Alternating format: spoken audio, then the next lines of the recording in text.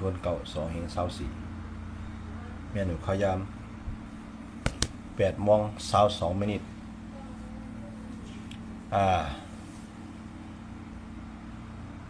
เกี่ยวเมเวียงเกี่ยวเม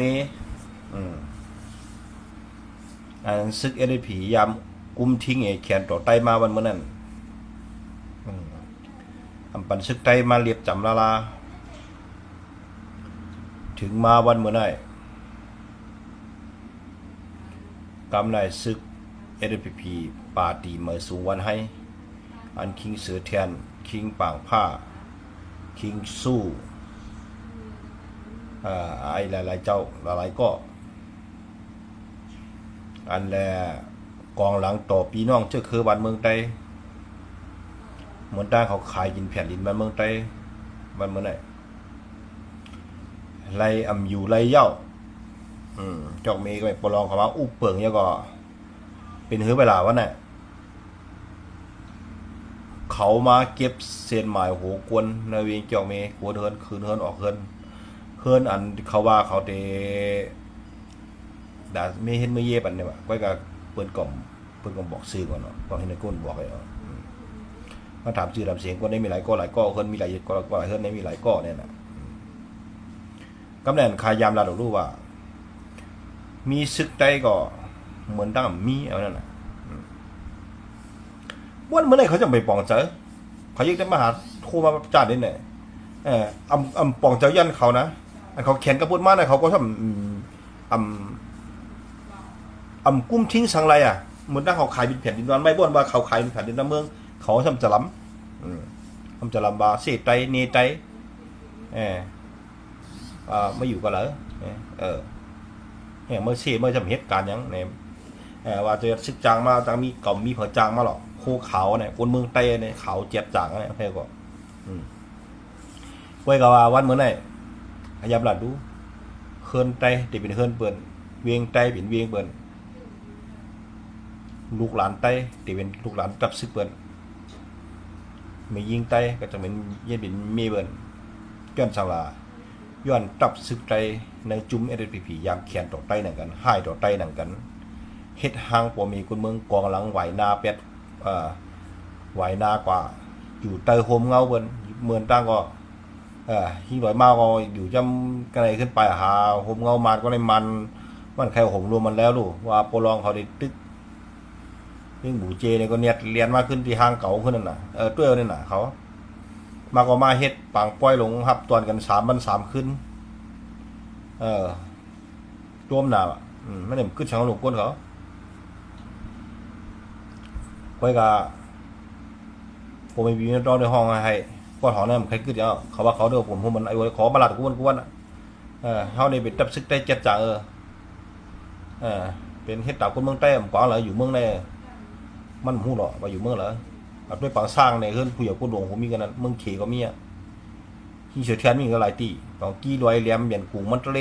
ลาเชียวก็บนโกกากับมือเผามันปอกกันนู้ผมขึ้นเสียงมือสักสอกเตาบินเฮือนบินอย่างไรนั่นพอเต็มเสียงมีกูตีอย่าว่าจังนั้นก็อันไหนมันจะลองตามมันลองบางมันว่ายอดเบอร์เขากลุ่มยิบกองไอ้เจ้าเราการเรียนตั้งก็มันกับเป่าชดกำเรียนตั้งก็ตั้งเลยดีตั้งเลยเราเลยกินก็เรียนกับหามันเนี่ยจุ่มเลยเดี๋ยวเลี้ยงเขาเรียนมีเงินมีตัวก็เรียนกับหาเขายอมเป็นคนเจอไปเนี่ยอยู่แต่ผัดดินไปเนี่ยนี่กันอ่ะมันก็เหมือนนั้นก็ลงใต้มันที่กลางเลยแหละถุงวนคนใต้เขาคนเมืองคือใต้เขาของอันเดนหนาในลูกหลานใต้เขาอันเด็กก็สืบมาตั้งนานแล้ววันวันไหนย้อนเขาเฮ็ดกินการเมืองมันเฮ็ดเป็นซึ่งไอ้ตึกวันเมืองรู้วันเมื่อไหร่ปืนขึ้นนาเข้าถอยหลังปืนก่อนตึกมาเข้ามาตึกกันเขามาลำยืดไตมาเปล่าในลำยืดลำพันไตดีๆน่ะมันก็ปั่นเก่าๆเร็วๆเนี่ยที่ไอ้เช้า30 ปีปากปีมันก็เหมือนไหนก็มันก็เฮ็ดแนวเก่าอันเดิมเก่าอันเก่าขึ้นมันเบิ่งยังขนาดตั้งนาก้นทำเก็บเก่าดิ๊กเขาตั้งเขา70 ปีปืนเฮ็ดมาหลายปีปืนไรก็คือเมืองใต้เนี่ยสูดด้วยก็สูดด้วยว่ามันไรเพราะว่าอะไรเข็นเงียบว่ามาเข็นดุบเพราะเปือนซ้ำนั่นไรหัดตักเสียงหัดตรงหัดหนึ่งวันเนยเป็นไรกับวันอ้วเป็นตับปักเบิ่งเป็นอุปปองเป็นเจเวียงเจจวนกับมดเราลูกวันเมื่อไหร่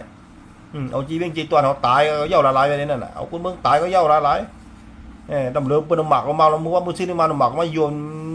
น้ำคำคนเมืองตายก็คือเขาจะให้เทียงไปมันบาดเจ็บอันจับซึกมันซุ่มซึกเกากลางหรือเมื่อนั้นอะไรกินเกากลางหอมเจือกเขาในเกากลางเดียนอยู่ในกัดเขาเป็นคนกัดต่างว่าปันหนูกัดต่างยังก็กัดต่างมาในบาดเจ็บมาปั่นซึกมาที่เมืองใหญ่น่ะเมื่อนั้นปลาเจ้าหานใจสู้เขานั่นใส่มันตาลงเด็ดจีขึ้นจีโร่ผาเพอมียิงนางไม้มันเทาเขาจะโด่งเป็นพุงๆไว้อันนั้นน่ะผู้เขียนเท่านั้นก็ได้บอกในสู้จุ่มเขาเนี่ยน่ะมาเฮ็ดอันเมืองไต้บ่ยอกย่อยใช่ไหมเปิ้นหมากมาโยมันนู้ปีนี้ไปแล้วก็เลยเป็นต้วยถึงเขาอ่ะจงเป็นต้วยอยู่นั่นหมดต้วยเห็นคนเมืองเขามีสวยว่าต้องเฮ็ดต้องเอาไล่เขาเป็นเขาต้องมีเจอเมตตากรุณาเจอเมตตากรุณาปดห้องสุผมอยู่ไรปดไตเขาสุมเจอเมตตากรุณาปดไตเขาเจอไรจามหลายเจอเมตตากรุณาปดห้องสุผมอยู่ไรของวันวันไหนสุมอยู่ก็ไรรีบโหอยู่มาได้ประเทศนั้นเขากลางเขาเขียนเอวถึงว่าแล้วเขาเอาเอพีในตึ้มอันนั่นเลยควรคำตึกเต้เนี่ยชิการนั้นว่าด้วย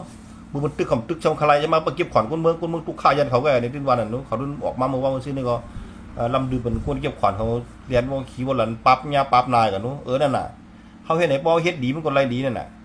คนเมืองไต้วันเมื่อในกระทำหลอนขบสองขวบไว้เฮ็ดชึกอย่างในหลอนพวกหลอนอะไรวะหน่อยเฮ็ดชึกอย่างว่ามันเตี้ยวข้าเอาก็ทำนั่นกันอะไรมันก็มันเหลืออะไรมันอยู่ในพื้นที่เขาเอากะก้นหลวงมันอะไรน้ำพิษมีดีก้นหลวงอะไรก้นอันเขาก็ว่ากันพวกไอ้นี่ใครเรียกใครช่วยมันก็หาคนมันเอาของปอนเนียบเอี่ยววันจากลาดบันในหัวเองก็มันกาอันนี้ขี่ขึ้นขี่ลอยก็กับพวกปู่ตีนั่นน่ะมาถึงกันแล้วทัวร์พระเจ้าแล้วก็เนี่ยนะมามีเผยบ้านตรงมาดึงพับเพียงไปหมดแล้วว่าไอ้หมาเจ้านี่ก็เห็นไหมมันต่างในเบอร์นี้นั่นแค่น่ะลายเฮ็ดอันใครอุบใครพิยาพานในเบอร์ก็ได้ผมฟังแล้วพอลองตึกเอาวันเมืองได้ผมฟังแล้วมาเฮากูมาตึกใต้อย่างนี้เมืองได้ผิดได้ปัดมีวันให้นั่นน่ะ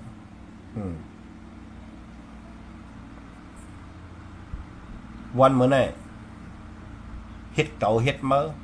จุ่มในก็เฮ็ดต่างๆจุ่มในเฮ็ดต่างๆจุ่มในเฮ็ดต่างๆมีชาวปากจุ่มมันก็มือไหนแค่มันกลางอะไรเขาตื้อเฮ็ดไปเฮ็ดมันหรือละมันขึ้นเยอะเลยคือได้ก็จุ่มในสิบทุกข้าเป็นขี้ข้าวเหมือนกันตอบขี้ข้าวดีนะต่อโจจัดปานเขาต่างๆนาเขาถึงมือไหนวะ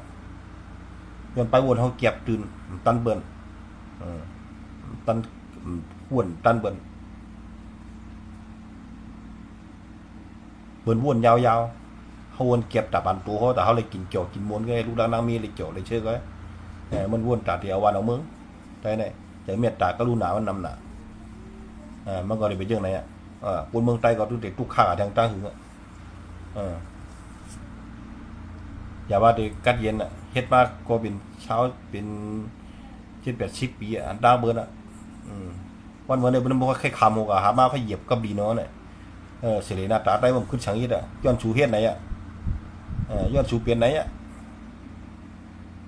ย้อนชูเอาหมาหน้าอัตตาใส่กันแล้วไต่กันขึ้นเนี่ยพวกคนเมืองหักโคไลก่อนนี่คนเมืองว่าอะไรกินจำโคไลว่ะว่าเนี่ยเนาะอันทางให้พื้นทางให้หนูสูเนี่ยกับห้องบนมันตึกไตเนี่ยพื้นทางให้หนูสูเนี่ยกอกมาวานเนี่ยคอมเมนต์ร่วมไว้เนี่ยบุษบแขนหนูตบปอดห้องอันสูแขนมือกระบอกสูเหี้ยมากกับบนมากกับต้นมากใส่ใจผมต้นเอาวาอย่างสวยปอกต้นมาซี่มาเน่สวยปอกเดี๋ยวมือปอดห้องมือโคไลมือก็เขากับห้องปลองห้อยออกมาว่ากินเขาจะมันว่างเปลี่ยนแต่ในตึกโคไลเนี่ยเป็นก็หือกับห้องป้ามานป้าอย่างไงก่อนนู้นมาตึกเอาว่าไอ้ปลองไงน่ะให้เนี่ยเหมือนบนไรเป็นไรดียังหมายมันก็สักเขาขึ้นเอากับไหนวันเมื่อไรเป็นเอาเขาลูกด้วยนั่นน่ะตำรวจเปื้อนเมาไอ้ดีเขาได้เมาเขาด้วยล่ะเป็นไรถึงเป็นเจ้าป้าหมายเป็นขี่ไปแล้วก็ไม่เจ้าของเฮือนแขกปีเจ้าเฮือนวันเมื่อไหร่เขาก็เนี่ยจ่าล่วงกันเลยมาหาลำปีขึ้นไตขึ้นน่ะก็เนี่ยจ่าเฮ็ดรังเพลินน่ะจ่าล่วงดีเลยขึ้นมาหาเกาไตขึ้นน่ะมันมาหาตับตึกไตดีก็ดูยามตึกปีปองบนมาจอยก็ไม่ได้ยามเอาน่ะเขาเอาใหญ่เขามาล้ำยืดเนี่ยมีแผนเบอร์เนี่ยนั่นเขาเฮ็ดเป็นเหมือนต้องเบิ้ลมัดคอไว้ดังยี่อย่างเจ้ากาไอ้นั่นมันเหมือนไหนเขาตวงอย่างไรถ้ามาอุบอันตึกถึงลอยเตลียงอันไห่เป็นเมืองสอนกิ้งใหม่ถึงปูนมาเนี่ยอุบเนี่ยลอยก้อนอุบกลางเนื้อเนี่ยดูแล้ว ไปวนเขาก็นั่นกันน่ะอันนี้อันởเมืองไต้อันนี้อันยาไต้เนี่ยอันเฮียดังไต้เนี่ยมันจะอันởเมืองไต้อันởเมืองไต้เป็นเปื้อนเอาได้เอาเป็นเปื้อนตัวก่อนได้เรียนน้ำกวนมันก็มันย้อนเปื้อนเอาอย่างมืดมันก็กินเนี่ยมันกินอย่างนี้ว่ามันมืดไปเนี่ยก็ให้ไหนไปกินให้ไหนกันน่ะมันต้องเพียรได้ไอ้วันนั้นป้าเอากู้โฉนมันหลูมันกำลืนเนี่ยน่ะมันกินยาเอาวุธไปได้ก็เรียนเอาไงเนี่ยกันก็เหมือนกันน่ะมันไม่ได้ฉุดเปลี่ยนอะไรเลยเนาะที่เหตุแท้งอันนี้เอารัดซื้อรัดที่เตะมีกันมาเสยยังไปวนเขาไงไปวนเขาหลอมด้วยสู่วันเมื่อไหร่ปัดมาในเฮ็ดกำโถทั่วมากำเหล่าตั้งประมาณว่าเขาเรียนหามาไหนมือมันมือปะทองเมื่อนั้นเขาดึงออกลิเขาหรือมือมันมือเอ็นยูจีนเขาเอ็นไรมาก็ดึงเขาได้กำแถมตาซึกมันเลยเนาะเขาได้ก็กระไรก็บ่ฮู้น่ะอะไรเฮ็ดเขาหิวใช่ไหมเนี่ยเดี๋ยวลุกขึ้นนี่ลุกขึ้นก็เลยนั่นซึ่งกำแถมซึ่งมันจีไปยึดเมืองวันเปิ้นเปิ้นตั้งเมืองเปิ้นจ้างกันตั้งเมืองวันเปิ้นชุกชักกันวันเมื่อไหร่วันมือมันยึดอำนาจนั่นมือขี้มีนออกหลายนั่นเขาดึงในกำแถมซึ่งมันเขาดึงออกลิกบ้ากำเหนียวรู้เขามืออู่กันดีลาเซลนั่นปันก้าก็ได้สิจำกาฮิโนนั่นปันก็คือยังละลายของนั้นแต่ขี้ยังลายปันเขา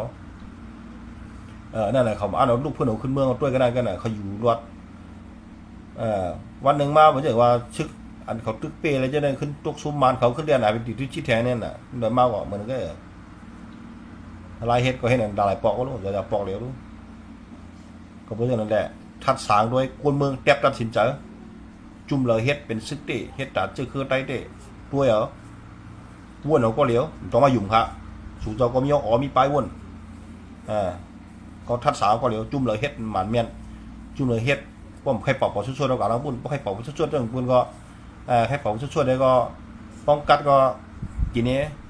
ป้องเหลือก็เป่าไอ้นั่นน่ะเป่าช่วยๆก็เป่าช่วยๆก็มันจะว่าตั้งหลายกัดเราเรียนหาตั้งนั้นน่ะประมาณปีเอาเรียนหามาเนี่ยพอชุบเจ้าคือปีเอาเรียนหาเจ้าคือเนี่ยน่ะก็มือนั้นน่ะเป่าช่วยๆก็ง่ายๆมันบาสุขะ